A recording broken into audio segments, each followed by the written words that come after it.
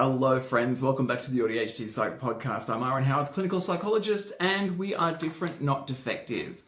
Again, thank you to everybody who has liked, followed and subscribed, left us ratings and reviews on streaming platforms. We really appreciate it. And for everyone who's following our Instagram page, we really appreciate that. So if you haven't already, take a chance to have a look at our Instagram or social media. Follow us on there and follow us on your streaming platforms. And if you have a moment, give us a review if you like what we do. So today I wanted to have a quick chat about executive functioning in daily life for many of us in that AuDHD space. Pardon me. Because it really impacts what's going on for us. Neurodevelopmental differences like autism and ADHD are differences in the way our brains develop. So that's necessarily going to impact on our cognitive and executive functioning, those mental mechanics of how our minds work. So I'll crack on with just a bit of a working definition. So what are executive functions? Executive functions are higher order cognitive processes. They're sort of planning skill, their ability to plan, to control impulses, our ability for cognitive flexibility to shift from idea to idea or from one track to another. So planning and organisation and working memory comes in there as well. And monitoring what we're doing to keep ourselves on track. So executive functioning difficulties are common across neurodevelopmental differences quite broadly. They're believed to be transdiagnostic, so they're believed to be an element of each neurodevelopmental difference, autism, ADHD, learning differences, etc. And they're really strongly linked to the everyday difficulties and strengths that we actually have. So how can that play out in life? Many of you would have experienced that it plays out in our learning, in our work, in our relationships. Every single part of our lives is impacted by our cognitive functioning. There's a conversation out there around how that's distinct from personality. And that's a conversation that I have a point of view on that I will share in a very different episode. So, excuse me. Executive functioning profiles in ADHD, autism, and AuDHD. So with ADHD, we know that this is a condition that's underpinned by inattention or distractibility and impulsivity or lower than average impulse control. But we also know that in a significant amount of research, we see that working memory appears to be impaired, either foundationally, the level of working memory that we have, or whether it's being tied up by other things, we can't be too sure. But we do know that working memory on either cognitive testing or in application in daily life is often impaired compared to my age group and people of my equal intellectual ability overall, so my IQ. With ADHD, there are broader executive weaknesses, so working memory, inhibition, delay tolerance, so that impatience that a lot of us experience, and sustaining our attention. And that predicts the difficulties that we have with engaging in tasks and maintaining our focus and completing tasks. Multi-step tasks are difficult for a lot of us because we skip steps or miss them. Persistence, academic achievement. You know, I've said in previous reels and episodes, I failed high school twice because I didn't have the skills to anchor my attention, but that didn't mean I didn't have the intellect to pass. So autism shows that there are executive functioning differences in flexibility and planning are pretty common. And when we talk about autistic people being rigid or rules-bound, or probably even conscientious, we're talking about something that either taps into or is underpinned by cognitive flexibility. The ability for me, talking about my special interest, to be able to change tack when somebody asks a question unrelated, and then come back to what I was talking about. If you guys are anything like me and I'm mid-monologue and you ask me a question that's not directly related to the point that I'm trying to make, I'm not derailed. I follow another rail path down that point of interest, and I may never come back to the original point until I realize that I haven't answered that question. And that's what we talk about with cognitive flexibility or inflexibility or cognitive rigidity. And that plays out behaviourally as well, where we take the same path to work, the same tram at the same time to the same place each week. What else do I have in my notes here? I hear you ask. Oh, I'm so glad you asked. Well, the next thing that I have in my notes is just a bit of a point that everybody's brain is different. Everybody is different. So everybody's cognitive and executive functioning will be different. Pardon me. We have these somewhat arbitrary, I would argue, labels of autism or ADHD, but they are not, if you have the autism stamp, you have exactly this level of cognitive rigidity, exactly this level of sensory sensitivity. It's not that simple. Everybody has this by varying degrees. And the level that impacts us will vary by the context that we are in, the environment, our internal context, our stress levels, anxiety, and so forth. So it's not a one-size-fits-all. With the AuDHD presentation, though, and I say this, I've said this a million times, autism and ADHD intuitively seem to be the opposite. ADHD is known for impulsivity and is underpinned by impulsivity and inattention. So bouncing from one thing to the next, getting halfway through a job and not finishing it, having 63 hobby projects that I've started and haven't quite finished. Thank you to all the people in my life who tolerate that. Whereas autism is known for a real rules orientation, a real rules boundedness. Nope, this is what's happening and I follow the steps sequentially. And they sound like they can't really exist in the same person, but they can and they do. And those of you who are like me will understand that. That's probably where, well, I won't speak for other people, but that's certainly where a great deal of my stress comes from. I know what the rules are that I should be following, and I want to follow them. There is something intrinsic and innate in me that says the rules are this and I must follow it. But then my impulsivity and that distractibility means that I do get halfway through the thing and then I jump onto the next thing. And that means that I then have a series of unfinished tasks, and then I see them as a whole barrier that I can't get over because there's so many of them, and that can become demotivating. And motivation is underpinned by cognitive and executive functions. So I went on a little bit of a tangent there, and I'll bring myself back on track by looking at my notes. So AuDHD, it tends to have both profiles. And the difficulties and strengths. I don't want to call it superpowers and I don't want to call it disorder. It is a combination of the two, like everything in nature is both strength, weakness, helpful or unhelpful in different contexts. But in the AuDHD presentation, we do see shared difficulties in flexibility, in planning, in response inhibition, so that impulse control. And there's a recent study I was reading, and I'm terribly sorry, I don't recall who the authors were, I didn't write them on my notes here, but it suggests that executive difficulties are transdiagnostic, as I mentioned earlier. They're not specific to a neurodevelopmental difference. They are more neurodevelopmental differences, neuro, brain, development. So the development of my brain is different. So cognitive functions are the software that runs on the hardware of my brain. So if I have a neurodevelopmental difference, I'm going to have cognitive differences in those mental mechanics. Alrighty, taking a deep breath because I like a noise.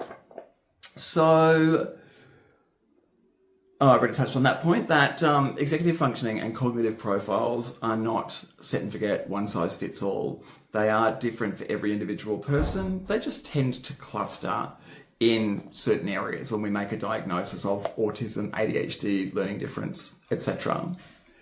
How can they show up in daily life? Well, I kind of touched on this already, but I'll give my own experience. And that is, I am an ADHDer, so I didn't naturally have the skills to study. I've said it before, I said it before today. I didn't pass year 12 twice. I started out in primary school. My intellect is reasonably strong overall, but my attention is not great if there's not something to anchor my attention. Novelty, interest, challenge, emergency. If there's not one of those involved, it's kind of difficult for me to pay attention without noticing that everything else. In primary school, it didn't matter. My brain would pick up enough of the information between staring out the window at the gardener or the teacher walking past or the kid who was in trouble and been sent to stand on the pavement out the front. Didn't really matter. I could tune in enough to pick up enough information to get through the tests and the exams and do quite well. But as I went through primary school, I missed more and more information. So I had less of the underpinning information. My inattention didn't change. I got to senior primary school. I went from quite strong grades to mediocre to strong grades. Early high school, obviously higher order learning, more complex learning. I'd missed more and more as the years progressed, and my grades progressively dropped as my year levels got higher. That's the attentional side of things. There's also the impulsive side, a really great example of how that impulsivity can impact us in really subtle ways. Especially as AuDHDers. I don't know if any of you come from areas where it gets quite cold and dry, and there's a certain type of carpet that if you have a certain type of shoe, you can scuff your shoes on the carpet and you build up static electricity in your body. I discovered this at about 8 years old, and I was fascinated. Like, I couldn't think of anything else, so there was an attentional issue there. And I believe we were in the library, and there was a classmate who was, up until this point, a friend of mine. And I was so fascinated. I was scuff my feet. And then I walked up to my friend and I zapped them with my feet. Like, I touched the side of their arm and all that static electricity discharged and zapped them. I had the impulse to do that to that person. I didn't have the capacity to consider how that would be received at the time. So the impulse or the lack of impulse control, very ADHD. But I also lacked theory of mind, is something that we often see in autism literature, where we don't have the same capacity to imagine what other people, their perspective might be. So that came into play to some degree. I didn't think that my friend wouldn't find it as fascinating as me. Unsurprisingly, they unexpectedly got an electric shock and we weren't friends after that. So there's ADHD and autism playing out together to impact not just my academic space, because I was then in trouble with the teacher, that impacted my learning for the afternoon, but also my social functioning, because I impulsively did this thing that had a negative impact on somebody else that I didn't foresee. So, where was I in my notes? I'm so glad you asked. I have no idea, and now I'm sort of scooting back down to try and find it. So, with us, other examples, I'll go through more specifically actually. So, working memory and holding information in mind. What's working memory? I sort of like to describe working memory is, if we think of a computer system, for those of you who know computers, there's the RAM, that kind of part that is tied up by all the apps that we're running. And then there's our hard drive, which is more like long-term memory. The RAM, that working part, is equivalent to human working memory. It's where we hold and manipulate the information that we're using at the moment. So if I'm an ADHDer and I have less capacity for working memory in everyday use, instead of being able to hold a shopping list of 10 items, I might only have capacity to hold 5 items, which means that if non-ADHD me and me, I, go to the shop, non-ADHD me will get all 8 items on the list. I'm likely to forget what 3 of them were, maybe guess 1 of them, but get 2 of them wrong. Go back with 6 of the 8 and 2 not necessary objects. So that's our working memory. It's that sort of that mental space where we hold and manipulate information. That, I think, I use my learning examples often, and I use that shopping example. But again, if I'm paying attention to what the teacher's saying and they're giving a significant amount of information and I can't hold all of it in mind, I'm not going to learn that very well, and I'm not going to be able to hold all of that information in mind to then encode it and store it in the filing cabinet that is my long-term memory. And if I can't file it in my long-term memory cabinet, I'm not going to be able to recall it later on. So that impacts my learning. It impacts my day-to-day functioning, getting my shopping list. It impacts me remembering to buy a birthday present for somebody that I love, or a Christmas gift, or often even to get Christmas cards to send out to people. So, and I'm sure many of you will have had this, and I've certainly had it since I remember it as an early teenager, of walking into a room and just having no idea why I was there. Pottering into the kitchen with a book in one hand and, I don't know, a pillow in the other, and just go, what am I doing here? There was a reason. It popped out of working memory when I noticed the things that I was passing on the way. So again, in the ADHD space, we have that inhibition and impulse control, or impulsivity and inhibition. Inhibition, impulse control, same thing. Whether we have more impulsivity, more impulses to do things than the average person, or less capacity to control them, or a combination of the two, I couldn't tell you off the top of my head, and I beg your pardon. I couldn't tell you off the top of my head, but it's basically that what I described before. I have an impulse, and usually the average person might think through each impulse, the thing that they want to do, and not do a series of them because they recognize the repercussions. We have an impulse to do the thing, and we don't forward project, we don't forward plan, we just do it. And then there are the repercussions, like my friend who was no longer my friend after being zapped. And that delayed gratification comes into that, you know. Our impatience in traffic and waiting in line are really good examples of that. When I have a random thought, when I'm talking to you about impulse control, and I start talking about that thing, that is actually an impulsivity or impulse control difference, because in my mind, I see the deviation, and instead of going, oh no, I won't explain that, and I'll stick on the path of what I'm talking about, I actually start explaining that thing and then probably segue 4 or 5 times off that also. Cognitive flexibility and cognitive shifting. So this is that often we talk about it more in the autism space, where I have the set way that I must do things, or the set way that I go from one place to another, or set patterns of thought that I have around things that I find really difficult to change. I once had a very beloved friend of mine I worked with in the Navy, and they are an amazing human. And I recall they said to me one day, when you have a point to make, you're like a dog with a bone. And that mental image stuck with me, because I just think of all of the dogs that I know who love a bone. And if you try to take it off them, they're like, no, and it's a mad wrestle for it. And that's probably a really nice metaphor with the thing that I'm focused on being the bone that I can't let go of. And cognitive flexibility is the capacity to let go of the bone, to let go of the thing that my attention is on, the thing that I'm thinking about right now, the way I do the thing. How is that impacting us in day-to-day life? In some contexts, it's really, really helpful. Some parts of that were really useful for me in my 23 years in the Navy. You know, in a military context, very structured, very authoritarian, was very helpful in some ways.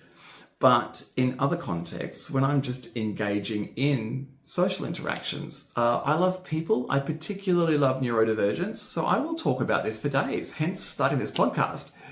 But it's not everybody's thing. And if I just talk at you about my special interests or my favorite interests and don't change track when you want to change the conversation, I will not make too many friends, or I will not keep too many friends. So that's sort of the really simple way that cognitive inflexibility or difficulty with set shifting is how that can play out in daily life.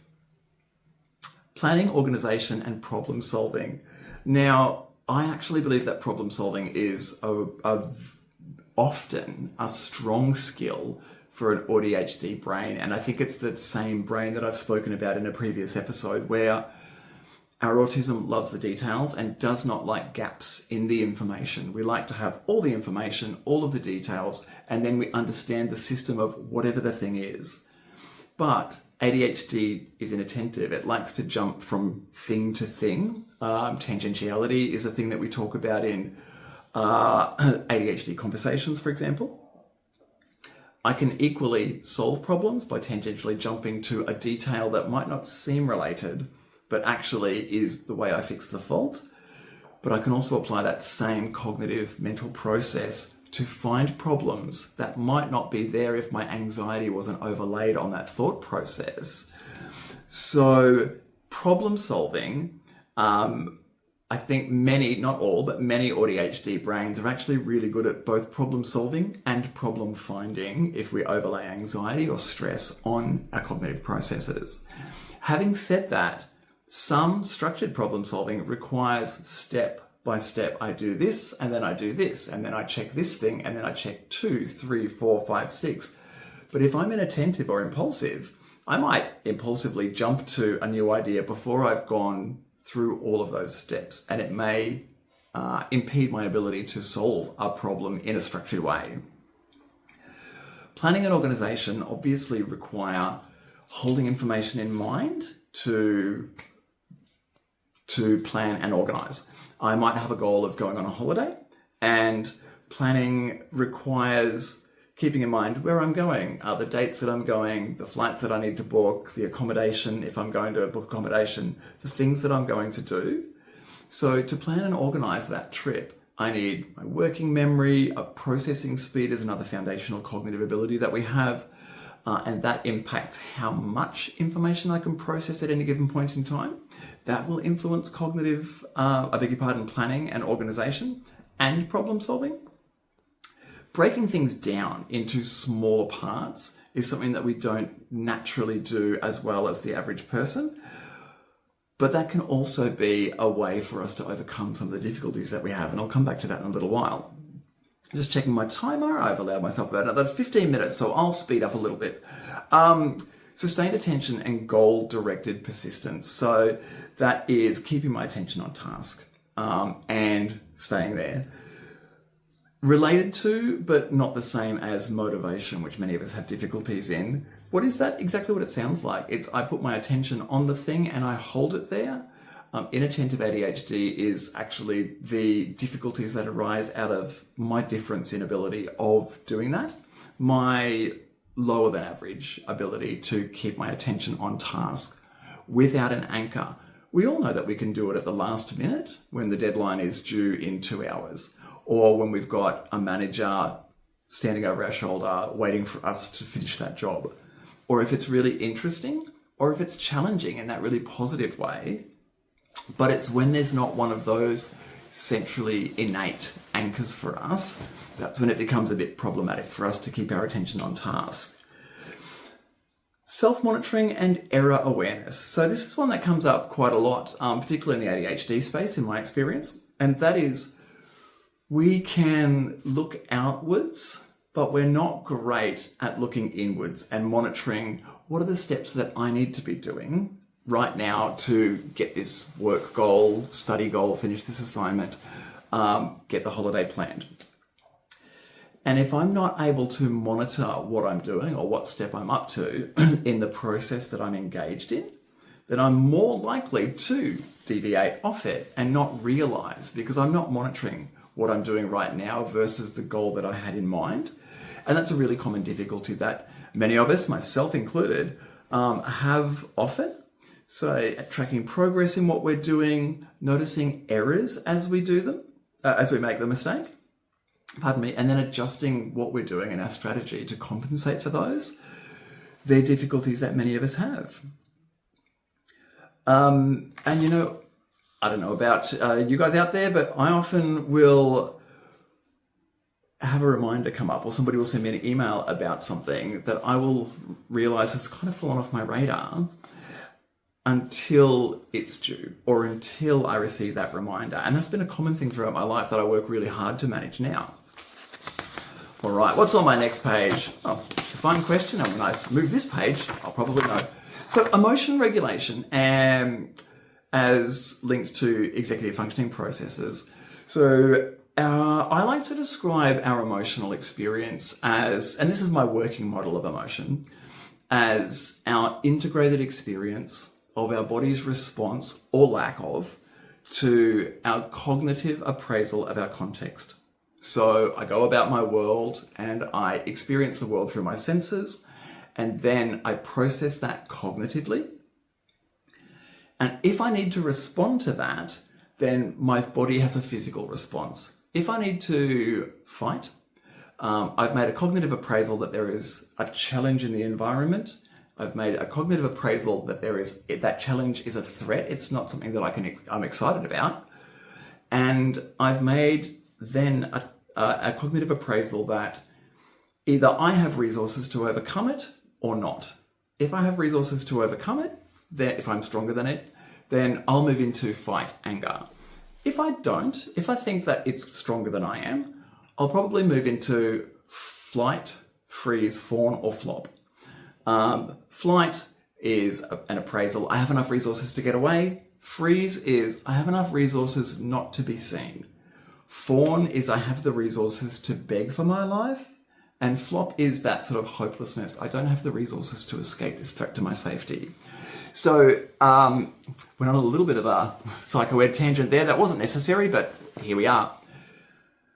Why did I tell you that? Because when we're talking about emotions and we consider it through that cognitive appraisal lens, we can see how in neurodivergence with increased minority stresses, how executive functioning will influence our emotional experience.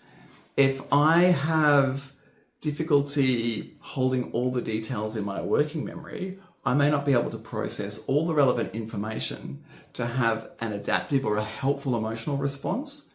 And I will just process the most threatening elements of my context, internal and external. When I say my context, I'm also talking about my internal experience and our relationship to our external environment.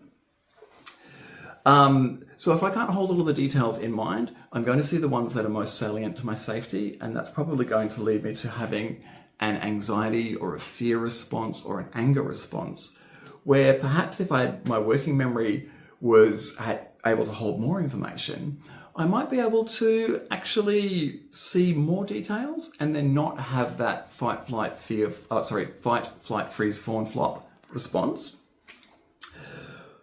And the same is true, I think, with excitement and the impulsivity that can underpin that. Sometimes we get so excited about something, and because we don't plan, forward project, we don't reduce that excitement or control that excitement. Excitement is underpinned by motivation and impulse also. And so we jump into things impulsively. I know lots of people, and I'm not going to lie, myself included, who impulsively used to spend money in in Australia we have pokies. I think America calls them slot machines. Just impulsively, let's put another $50 in or another $20 or whatever it was, without thinking the thing through, because the flashing lights and the pretty sounds were exciting to my brain. But long term, it was really unhelpful. If I'm not thinking forward about, I've got that bill coming up, or I was saving for a holiday, then I'm not going to have all of the information in mind to control that impulse. I'm not going to have the balancing information to go, I want to do this impulsive thing, but here's the reason not to. And if my working memory is smaller or less effective than everybody else's or the average person's, I might have that information, but I might not be holding it in mind right now because I've got all the stimulus of the pretty lights and all the pretty sounds and all the people around me. So, impulse control, if I am frustrated and I'm overstimulated by perhaps sound, noise, busyness, my frustration is going to increase. And if my impulse control is impaired or, not as strong as everybody else's, I'm going to have difficulty controlling the impulse to fight or to fly or to freeze. So my emotional regulation is inherently underpinned by my cognitive and executive functioning. And that's why we see so many of us having to use that language to having meltdowns, having emotional dysregulation and emotional difficulties. And the second order effect of that, or the cognitive functioning first order effect, emotional regulation, second order effect, social relationships is a third order effect. My academic and professional functioning is a third order effect from those cognitive functions that are founded in our neurodevelopmental, our brain development differences. I've kind of touched on this already, but how do these cognitive and executive functioning differences impact us in daily life? They impact us across all of life in different ways. I've used my education history ad nauseum, but it was not a dissimilar experience for my early years in the Navy. I didn't control my impulses super well, and so I went off and I did the drinking things. And then I didn't function particularly well at work because I was impulsively doing those things. I wasn't paying attention to some training that I had. So I didn't learn things as well as I could have foundationally. And then I had to backfill that knowledge later on, which obviously impacted my functioning in the workplace because I was trying to learn stuff that I should have remembered from a course. Should have. I don't like the word should. That I didn't recall from a course because my brain just functioned differently. Work and career, daily living and independence, those cognitive and executive functioning. The reason I use the language mental mechanics is because it's really like that. If we don't have tires on our car can still function in some ways, but not in the way that typically works well in the usual environments. And our minds are very much like that. We have a requirement in the typical world to control our impulses in most things that we do, to pay attention in most things that we do, conversation, the work, the study, the friends, the birthdays. And when we're not able to apply those at the same rates as everybody else, it impacts every part of our life. If I can't remember to do my grocery shopping, then that's going to impact my diet and physical health. If I don't have the energy going in, that's going to impact my energy levels and my capacity to exercise. And if I'm not eating well and not exercising well, my physical health is likely to be impacted. And that will then have flow-on and circular effects to my cognitive functioning. My impulsivity is probably going to be higher, my impulse control lower, my cognitive rigidity will be higher. But we can also harness our capacities in positive ways. I can, when I fight through the struggle of setting a new routine using habit stacking or something like that, a strategy like that, once I set a routine, my cognitive rigidity is, this is my thing now. I don't need to motivate for that. And so a great example that I'll use that I love because this impacts my life daily. I have a dog. My dog's name is Yoda. And Yoda and I have been friends for many, many years now, a decade or so. Yoda's about 16. And I used to struggle to get out of bed in the morning and take Yoda for a morning wee and a walk. So without realizing it, long before I was a psychologist, I habit stacked that to waking up. The first week or two was very effortful, and I had to remind myself before bed what I was doing. I've got to get up in the morning and take Yoda for a walk, otherwise he's going to be there for an hour while I get ready for work, ... But after that couple of weeks, it just became a part of my routine, a part of my habit. Why is that important in the context of cognitive and executive functioning? Because for me to unawares decide to do a thing, for me to go, I'm going to take my dog to the Mornington Peninsula. There's a lot of things that we've spoken about already there. There's planning and organisation. I need to plan my times, where I'm going to go, what the traffic's going to be like. I need to consider all of those things, which requires working memory.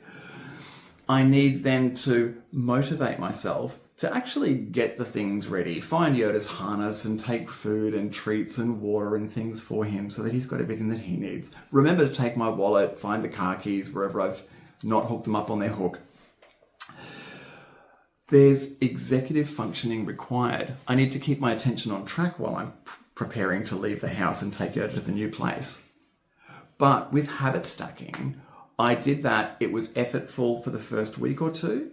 And then it wasn't. Then it was a part of my routine. So that cognitive rigidity, that this is just the way my life is now, I have it stacked, waking up, rolling out of bed, to throwing on yesterday's clothes and immediately walking out of the home and taking my dog for a walk.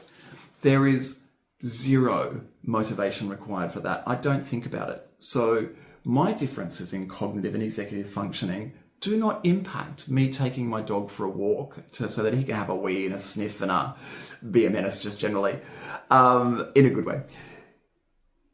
I don't have to work at that. My cognitive and executive functioning no longer comes into play in an effortful way because this is part of my daily routine.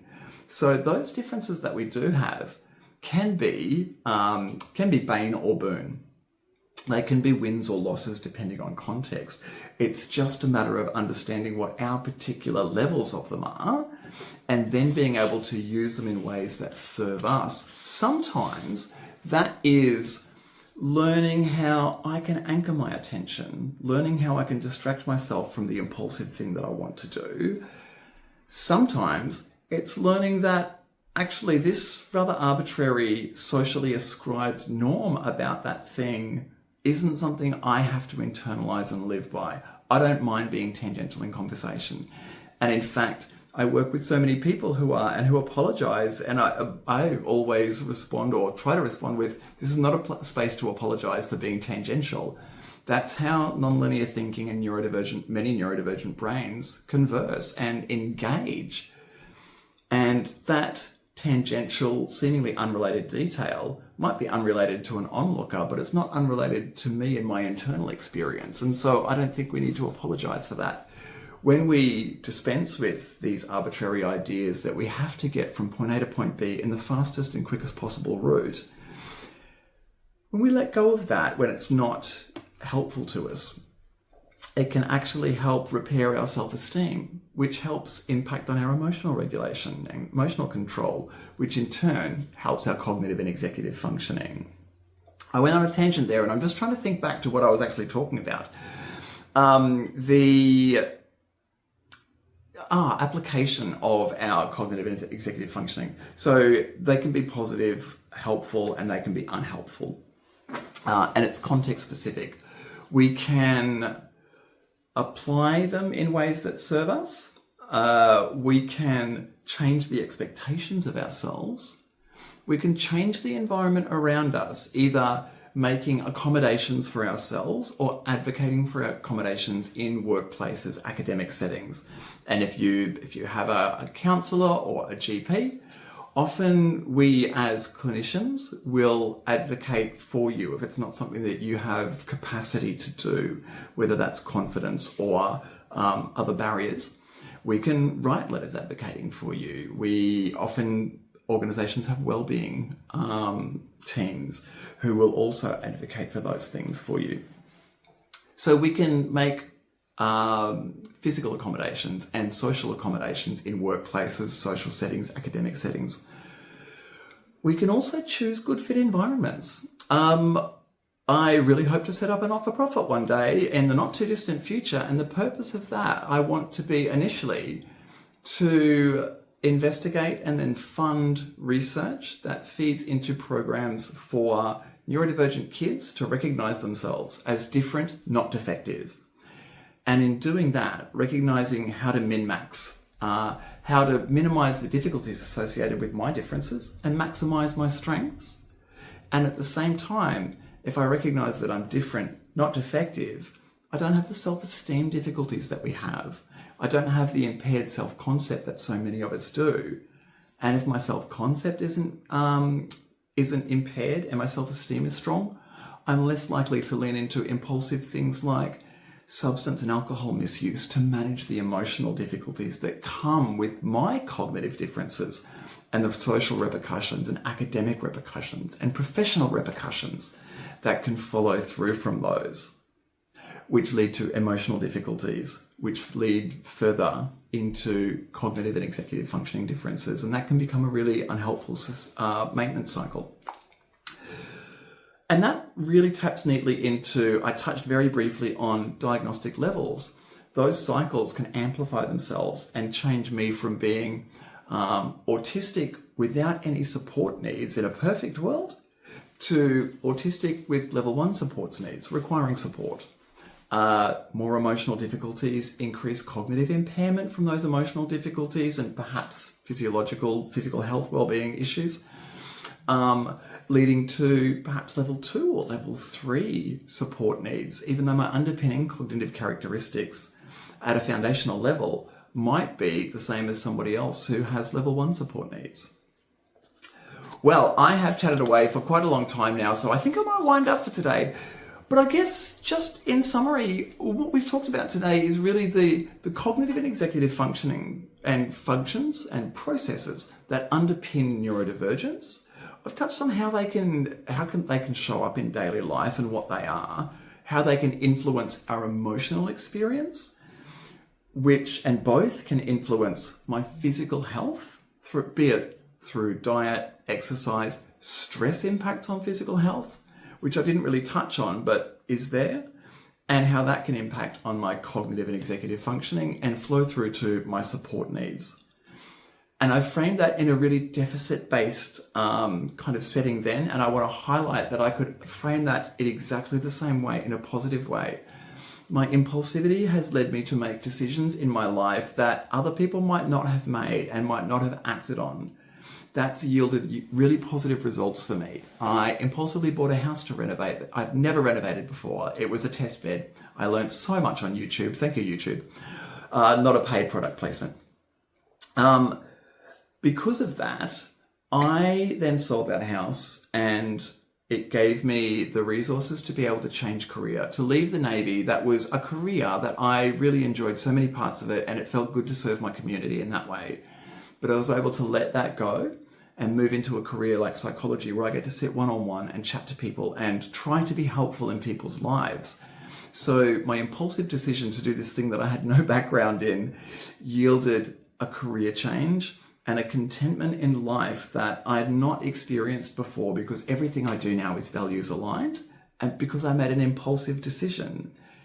Because of that, my emotional situation is better, my stress level is lower, I'm not neurotypical, so I can't apply my cognitive executive functioning in the same way as the average person, but I'm better at knowing myself and applying them in ways that serve me and my goals, the goals that I impose on me, not that are arbitrarily ascribed by the group around me.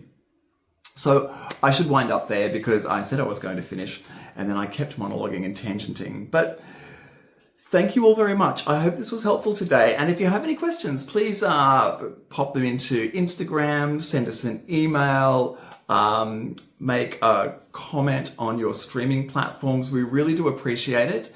And if you have a chance again, please like, follow, subscribe our social media and on your streaming platforms. It really helps us get the word out there. Thank you very much. And we are different, not defective. I'll see you next time.